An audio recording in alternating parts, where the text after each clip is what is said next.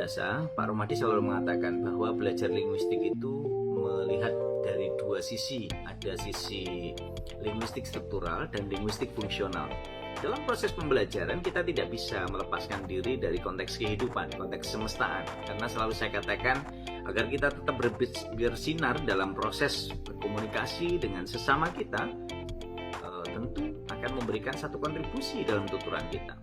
Sama ketika kita bicara analisis wacana, yang namanya ini dua kata ya. Jadi kalau dalam linguistik struktural tadi saya sebutkan kita akan belajar analisis wacana, itu bisa dilihat dari dua kata ini, analisis dan wacana.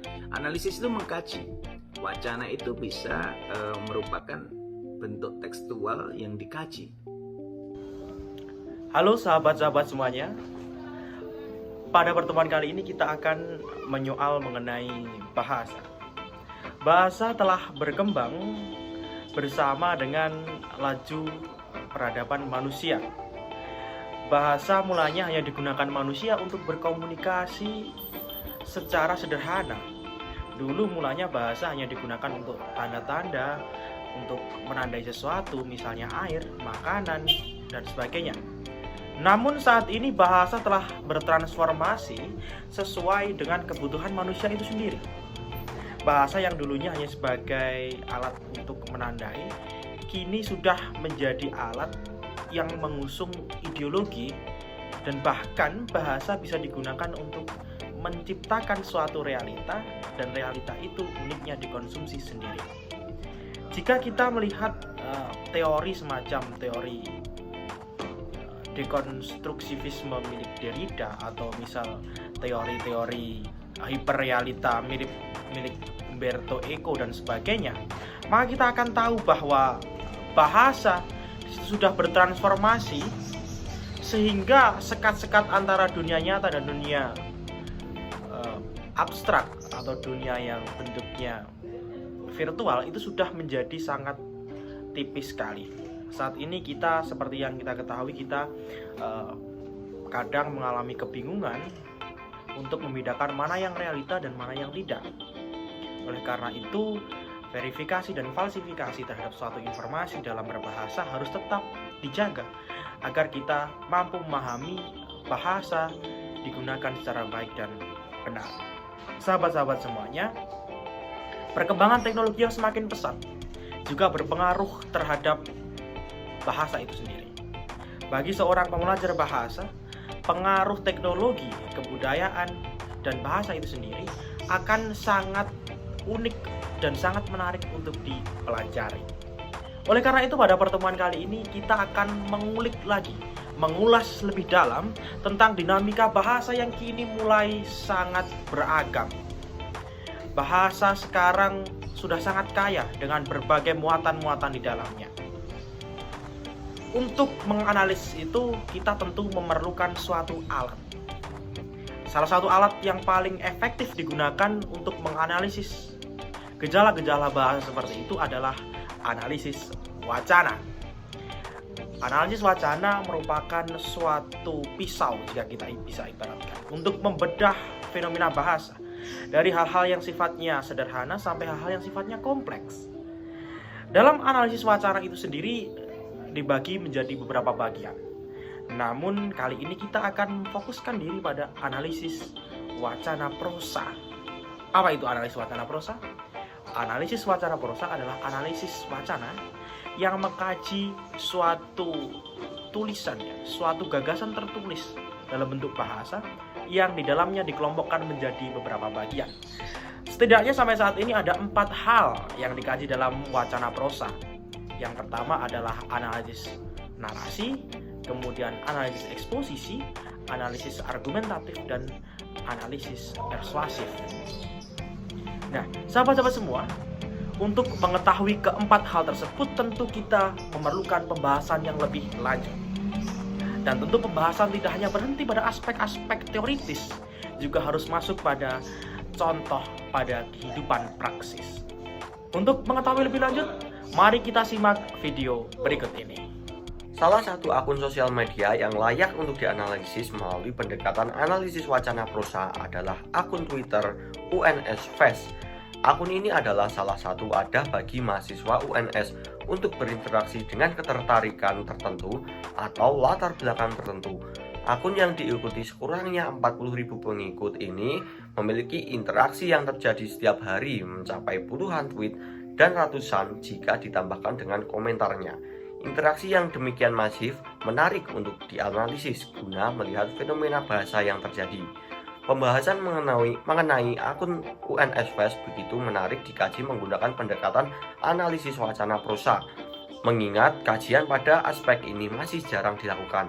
Analisis wacana prosa juga memungkinkan klasifikasi ujaran dilihat berdasarkan tujuan wacana yang dibuat. Analisis wacana prosa pada akun UNS Fest dapat dilihat jelas sebagai berikut. Apalagi yang kamu harapkan bila komunikasi saja tidak bisa dipertahankan. Komunikasi itu penting. Kalimat di atas adalah salah satu unggahan tweet pada laman Twitter UNS Fest. Tweet tersebut berisi pernyataan bahwa komunikasi merupakan kunci dalam suatu hubungan. Bila diselidiki, pernyataan tersebut dapat dikategorikan ke dalam wacana. Wacana menurut Muhtarom merupakan seperangkat proposisi yang berhubungan dan satuan gramatikal tertinggi atau terbesar yang dinyatakan dalam karangan yang utuh. Baik karangan utuh, paragraf, kalimat, atau kata yang dapat menghasilkan rasa kepaduan bagi penyimak dan pembacanya. Wacana cukup mudah ditemukan dalam kehidupan nyata, bisa itu dalam bentuk lisan maupun tulisan. Namun, yang akan menjadi pembahasan kita pada kali ini adalah wacana tulis, khususnya pada laman Twitter UNS Fest.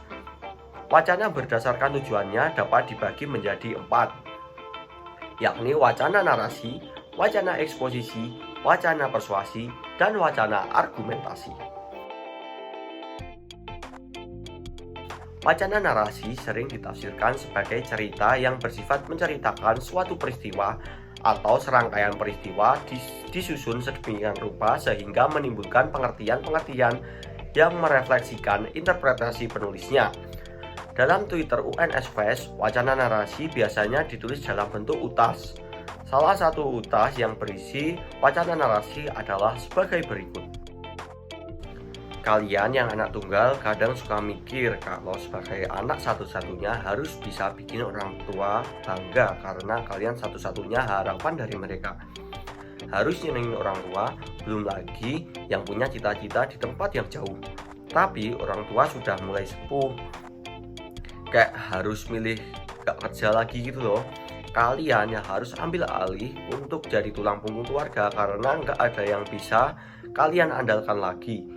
Dan kalau misalnya kalian ada masalah nggak bisa ceritain dengan orang tua, ya udah kalian harus siap menghadapi sendiri. Aku kira masih banyak lagi yang harus ditanggung sendiri. Kayak kalian juga pernah mikir gini nggak sih? Kalau aku punya saudara pasti akan terasa lebih ringan. Jadi anak tunggal tuh sebenarnya walau di luar kelihatan menyenangkan karena otomatis dapat warisan langsung dari orang tua yang harus turun ke kalian. Tapi warisan gak cuma harta loh, ujung-ujungnya warisan utang juga harus kalian tanggung sendiri. Apa kalian mau minta tolong ke keluarga lainnya kan juga nggak mungkin kan. Selain nggak mungkin itu juga hal yang cukup susah. Sebenarnya jadi anak tunggal tuh lumayan berat gak sih? Apa-apa harus dilakuin sendiri karena gak ada saudara yang bisa diajakin sharing. Dalam utas di atas, wacana yang terkandung di dalamnya berbentuk narasi. Penulis menceritakan keluh kesahnya sebagai anak pertama. Penulis dalam akun tersebut menggunakan struktur orientasi berupa pengenalan masalah dan klimaks atau puncak masalah. Keunikan muncul pada resolusi yang jarang ditampilkan dan meminta pembaca agar turut memikirkan penyelesaian masalah tersebut. Wacana eksposisi adalah paparan yang memberikan, mengupas, atau menguraikan sesuatu demi suatu penyuluhan atau penyampaian informasi, dan penyuluhan tersebut tanpa disertai desakan kepada pembaca agar menerima sesuatu yang dipaparkan sebagai sesuatu yang besar. Wacana jenis ini seringkali diunggah dalam bentuk cuitan pada laman Twitter UNS Fest. Di antara contohnya sebagai berikut. Hampir ketiban pohon tumbang di dekat RS Muardi. Untung gak apa-apa, kena dahan doang. Hati-hati guys, anginnya lagi kencang. Unggahan tersebut berisi pernyataan dari penulis bahwa dia hampir tertimpa pohon, serta menghimbau kepada pembaca tweet tersebut untuk berhati-hati karena angin sedang kencang.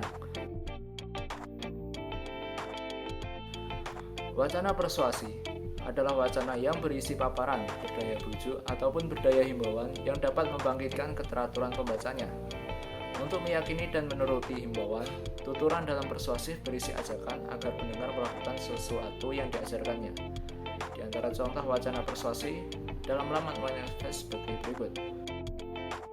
Sekilas info buat anak kosan juga bakal disensus semua ya.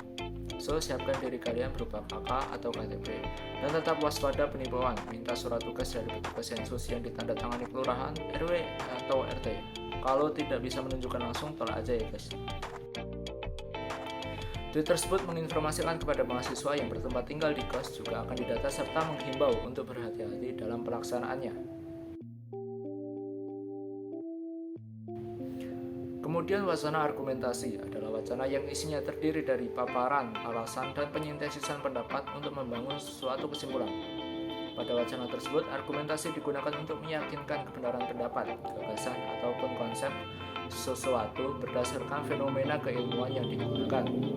Di antara contoh wacana argumentasi, kesel banget gak sih sukanya chat manggil nama doang, giliran dibalas nggak ada apa, nggak dibaca dan nggak dibalas.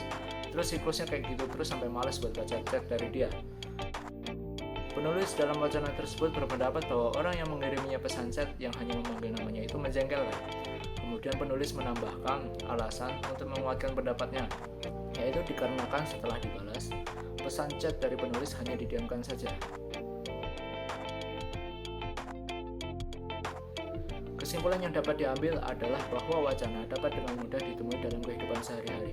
Bahkan setelah ditelaah, dalam laman Twitter UNSP saja ada beragam bentuk wacana, mulai dari eksposisi, persuasi, argumentasi, dan juga narasi.